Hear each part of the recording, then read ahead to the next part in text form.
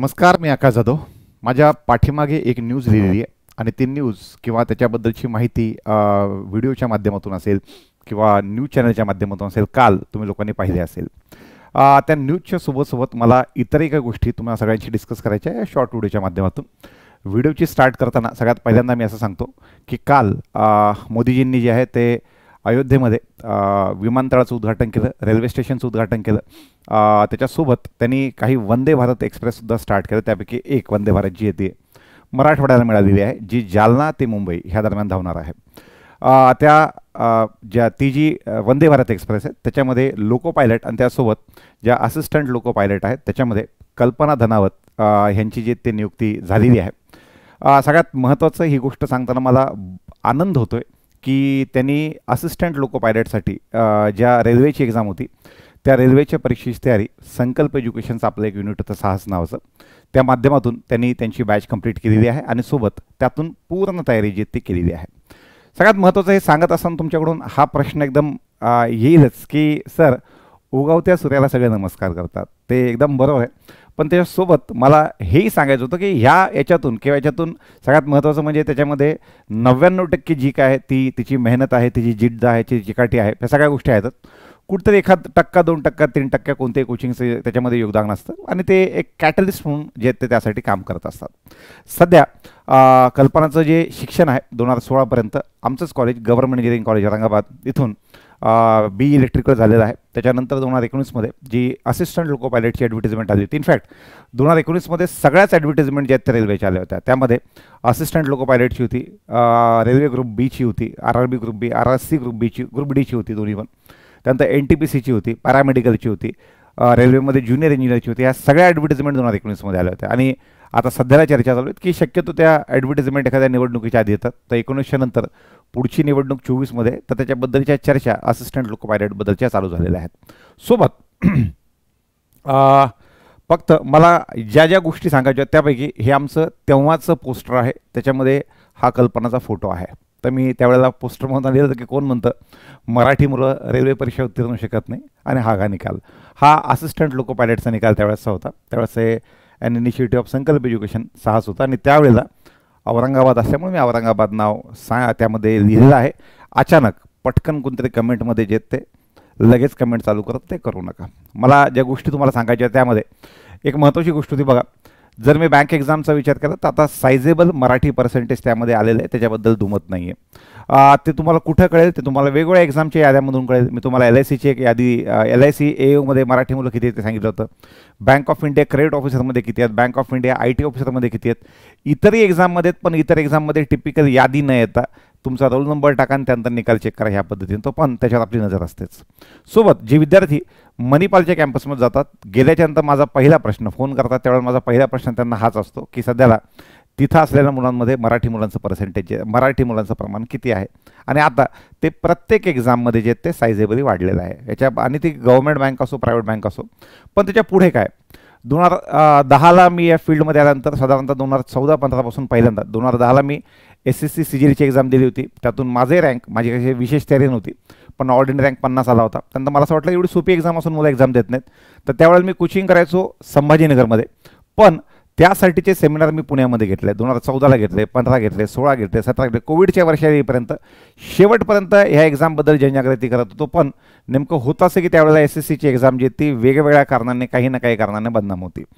निकाल लेट न होणे, बाकी सगळ्या गोष्टी. पण कुठंतरी हे चक्र जे ते 2020च्या आसपास फिरलं आणि आता ह्या एक्झाम ज्या त्या व्यवस्थित पद्धतीने ज्या त्या कंडक्ट होतात. मागच्या दोन एक्झाममध्ये SSC CGLचा पॅटर्नही बदलला, त्यातून अननेसेसरी गोष्टी ज्या त्या भरपूर काढून टाकल्या, डिस्क्रिप्टिव्ह काढून टाकलं. माझ्या वेळेस इंटरव्ह्यू होता SSC CGLला, इंटरव्ह्यूचा पार्ट आधीच काढून टाकला होता, डिस्क्रिप्टिव्ह काढून टाकलं. प्री आणि मेन्सवर फायनल सिलेक्शन न घेता फक्त मेन्सच्या एका एक्झामवर Tier 2वर जे ते फायनल सिलेक्शन घेतलेलं आहे. असे चांगले काही वेलकम चेंजेस जे ते SSCच्या माध्यमातून करण्यात आलेले आहेत. गणितावरचा विशेष जोर जो तो काढून टाकून आता तो GKवर घेतलेला आहे, सो दॅट कोणत्याही विद्यार्थ्याची चांगली तयारी करता यावी. उगाच टेक्निकल विद्यार्थ्याला त्या गोष्टीचा बॅकग्राऊंड जो, त्या गोष्टीचा सपोर्ट जो तो मिळू नये आणि एनी ग्रॅज्युएटसाठी ती एक्झाम असावी, असे काही वेलकम चेंजेस त्यामध्ये आहेत. तर त्यामध्ये percentage of Marathi student in central government job अजूनही खूप खूप खूप कमी आहेत. तर त्यामुळं तुम्ही लोकांनी त्या गोष्टीचा विचार करावा. निश्चितच मुलीसुद्धा हा व्हिडिओ पाहत असतील तर मुलींनी आपणही ठीक आहे, बँक जॉबपर्यंत एक ठीक आहे, पण आपणही ग्रुप बी ग्रुप सीचे चांगले जॉब का मिळू नयेत आणि तिथून एकदा ते मिळाल्याच्यानंतर आपण ग्रुप ए अर्थात UPSCसाठी तयारी का करू नये, याही गोष्टीचा विचार तुमच्याकडून होणं आवश्यक आहे. आपल्याकडे होतं कसं की मराठी मुलं निश्चित तयारी चालू करतात, पण ग्रुप ए पासून चालू करतात, UPSC पासून चालू करतात, जर ते मिळाले तर खाली येतात. तर वयाच्या 21-22 वर्षी जर त्यावेळेस तुमचं ग्रॅज्युएशन होतं झाल्याच्या नंतर पहिल्यांदा तुम्ही 22 त्यानंतर 24पर्यंत SSCतून एखादा ग्रुप बी ग्रुप सी मधला जॉब मिळाला आणि 24 पासून जेवढं काही शेल्फ लाईफ तुम्हाला दिलेलं आहे, मुलींना कंपॅरेटिव्हली लग्नाच्या वयामुळे थोडंसं कमी मिळतं, पण राहिलेलं शेल्फ लाईफ तुम्ही UPSC सारख्या एक्झाम वापरलं तर मला असं वाटतं तो खूप सेफ बेट असेल. कारण की असं जरी UPSCतून नाही झालो, फॉर एक्झाम्पल IRS व्हायचं होतं आणि इकडे सिलेक्शन झालेलं आहे as a income tax inspector म्हणून. आता income tax inspector, income tax officer, पुढे असिस्टंट कमिशनर, ज्या लेवलला IRS जॉईन करतो त्या लेवलला जाण्यासाठी 2 प्रमोशन आहेत. एक तर UPSCच्या माध्यमातून होईल, समजा वर्स्ट केस नाही झालं तर इन्कम टॅक्स इन्स्पेक्टरपासून 2 पावलं वरती गेलं की तिकडून होईल. सेम GSTमध्ये तुम्ही लागलेला आहात, GST इन्स्पेक्टर म्हणून लागलेला आहात, GST इन्स्पेक्टर म्हणून लागलेला असताना सोबत तयारी चालू केली, ज्या लेवलला तुमचा IRS जॉईन करेल तिथं GST इन्स्पेक्टर, सुपरिटेंडंट, लगेच असिस्टंट कमिशनर तिथपर्यंत तुम्हाला जाता येईल.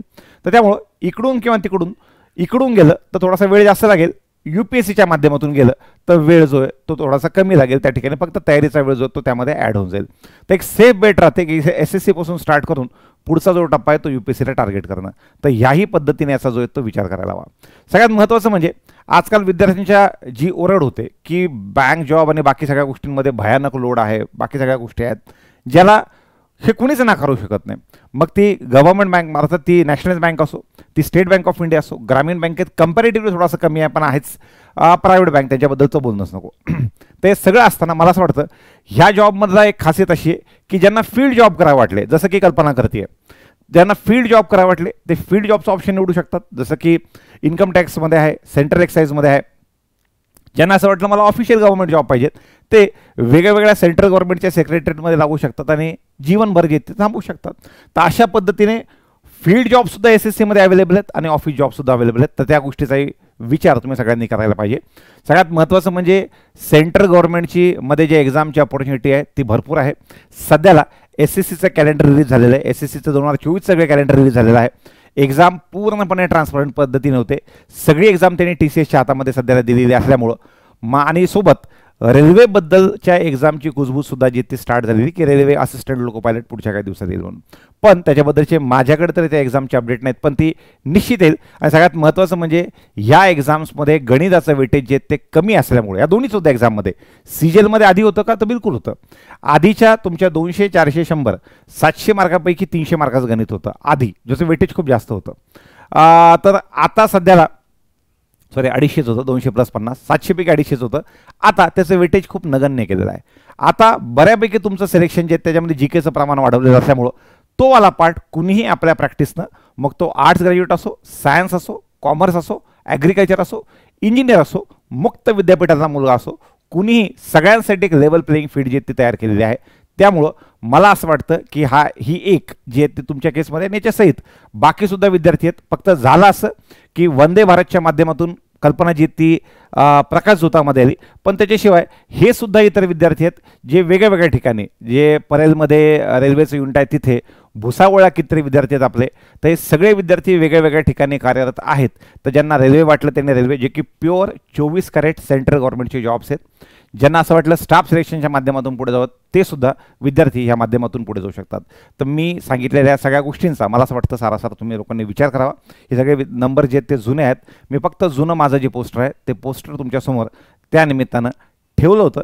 ह्या कल्पनाची सध्याची जी केस आहे त्या केसला एक आपण चांगलं मोटिवेशन पकडलं पाहिजे, मुलांनीसुद्धा मुलींनीसुद्धा. आणि मला असं वाटतं तुमच्या रेग्युलर बँक जॉबच्या सोबत, रेग्युलर MPSCच्या तयारीसोबत, इनफॅक्ट MPSCच्या तयारीसोबत सुद्धा SSCची तयारी होऊ शकते. तर ह्या तयारीसोबत ह्यासुद्धा SSC आणि रेल्वेच्या एक्झामच्या तयारीबद्दल तुम्ही विचार करावा. SSCची एक्झाम जी ती दरवर्षी बिलकुल त्यांचं सायकल जे ते फॉलो करतेच. दरवर्षी CHSL, CGL, MTS, JEE, steno, ह्या सगळ्या कॉन्स्टेबल ह्या एक्झाम्स तर होतच असतात, पण त्याच्यासोबत रेल्वेसाठी एक मोठी अपॉर्च्युनिटी 2019 आणि त्याच्यानंतर 2024ला जे ते अपकमिंग आहे. याच पद्धतीनं तुमचं प्रिपरेशन पुढे कंटिन्यू ठेवा. जमल्यास मी लवकरात लवकर कल्पनाशी कॉन्टॅक्ट करून तिचा एखादा इंटरव्ह्यू आपल्या चॅनलवर घेता आला तर त्यासाठी सुद्धा प्रयत्न करायला. सोबत तिला आमच्या ज्या साहस टीमचं ज्यांनी त्यांना गाईड केलं होतं मी त्या सगळ्यांचेही आभार मानतो की त्यांच्या प्रयत्नानं, ह्या साहसच्या टीमच्या प्रयत्नानं हा निकाल आलेला आहे. तर त्यांचे सुद्धा आभार मानून मला असं वाटतं आजचा व्हिडिओ संपवतो. धन्यवाद.